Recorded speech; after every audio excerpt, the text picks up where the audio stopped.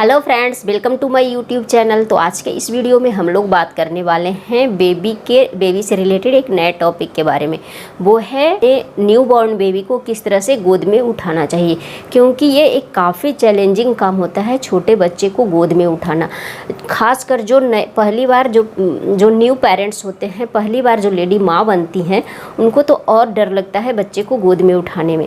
क्योंकि बच्चा एक तो पहली बार वो गोद में किसी बच्चे को उठाती हैं, उतने छोटे बच्चे को, और बच्चा इतना छोटा होता है। आप देखे होंगे जिसका वेट अगर ठीक ठाक है बच्चे का तो वो थोड़ा मतलब हेल्दी लगता है देखने में, पर जो जिसका वेट बच्चे का कम होता है वो तो इतना पतला होता है कि उसको देख के हम लोगों को क्या होता है, डर लगता है कि तो हम लोग उसको उठाएंगे कैसे।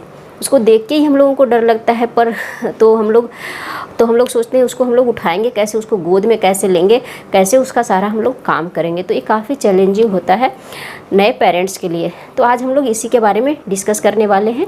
तो चलिए स्टार्ट करते हैं। तो वीडियो में आगे बढ़ने से पहले अभी तक आपने मेरे चैनल को सब्सक्राइब नहीं किया है तो प्लीज़ मेरे चैनल को सब्सक्राइब जरूर कर ले, साथ में बेल आइकन को भी हिट कर ले ताकि वीडियो का नोटिफिकेशन आपको टाइम पे मिल सके। तो चलिए जब भी कोई बेबी पैदा होता है तो उसे गोद में उठाना काफ़ी चैलेंजिंग होता है। अगर हम उसे गलत तरीके से गोद में उठाते हैं तो क्या हो सकता है, बच्चे का मतलब कोई पार्ट डैमेज हो सकता है, बच्चे के गर्दन में लचक आ सकती है, बच्चे के पैर में लचक आ सकती है।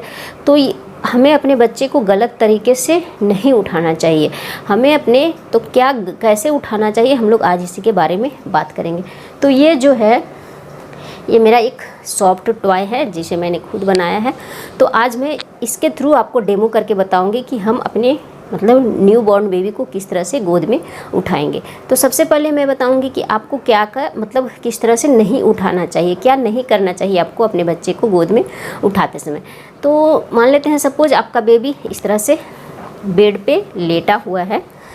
बेबी जो न्यू बॉर्न बेबी होता है वो ज़्यादातर लेटा ही रहता है।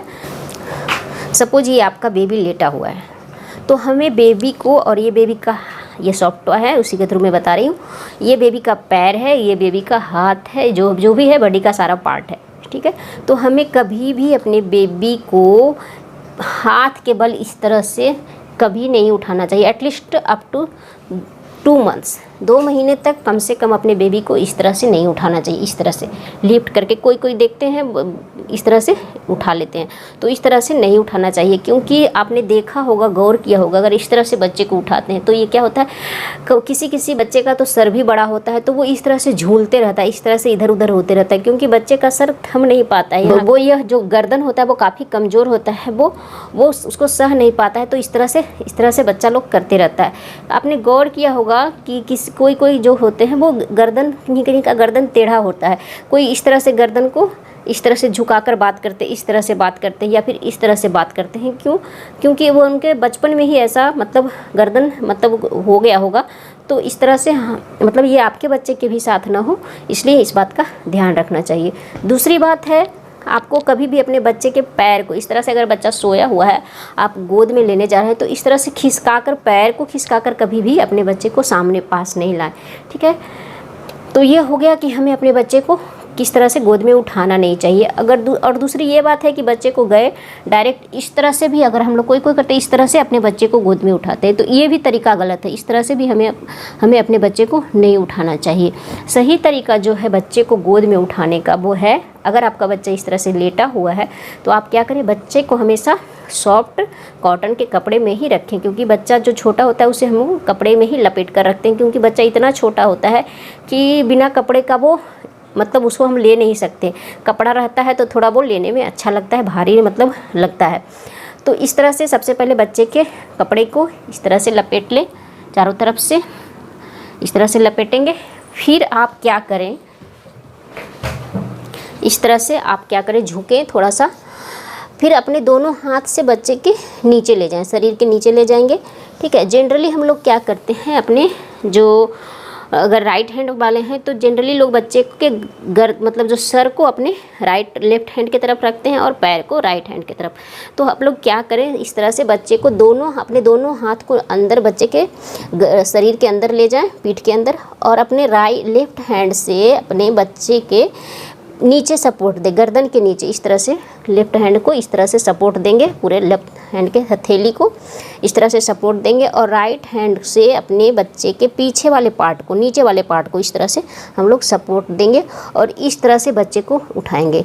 बच्चा का क्या होना चाहिए, पीठ में मतलब सर पे सपोर्ट नहीं देना है। सपोर्ट कहाँ देना है आप देखेंगे, सपोर्ट हमको गर्दन, ये सर और इसके यहाँ पे पीठ के बीच में इस तरह से हमको सपोर्ट देना है बच्चे को, ये ध्यान रखना होगा। क्योंकि इस तरह से सपोर्ट देंगे तो बच्चे का सर भी ये बैलेंस रहेगा और पीठ भी बैलेंस रहेगा। तो हमें अगर सर को, केवल आप सर को इस तरह से सपोर्ट दे रहे हैं तो बच्चा का सर इस तरह से आगे की ओर झुक सकता है, ठीक है। तो ये हम लोग का ये इसका ध्यान रखना है।